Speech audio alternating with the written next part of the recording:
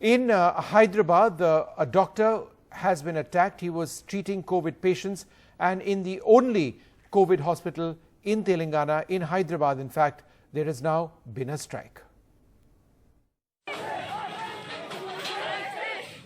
For 18 hours, over 200 doctors of Gandhi Hospital were on strike on the road outside the only hospital dealing exclusively with COVID-19 patients in Telangana. This after a postgraduate resident doctor was attacked by relatives of a 55-year-old COVID patient with comorbid conditions who collapsed in the washroom of the ICU. A few days ago, they appreciated us with rose petals, right? We had to stand in the sun for 2 hours just for 10 minutes of flower showering. We did not ask for it. Nobody asked you to appreciate it in that way. If you really want to appreciate us, please come here and address our issues. That's how you really appreciate what we do. So, is this the respect you're giving your doctors? Because we need to be protected. Do we have to worry about our patients, or do we have to worry about someone hitting us with metal stools?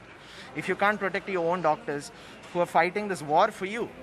Doctors say Gandhi Hospital, alone handling all COVID patients of the state, had overburdened the doctors and staff.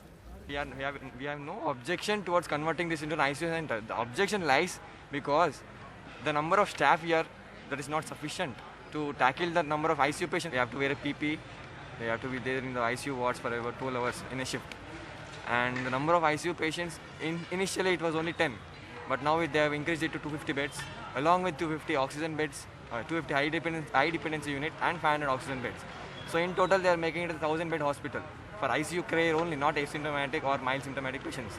We have no objection in working. We will put our heart and soul into it. All we're asking is for our work to be shared with all the other doctors in the state. Because we need to plan for the future also. It's not going to end today or tomorrow. The number of ICU patients will increase, the beds required will increase, and just a few departments who specialize in ICU care in one hospital will not be sufficient in the coming months to come. They have to involve the other departments in all the other hospitals.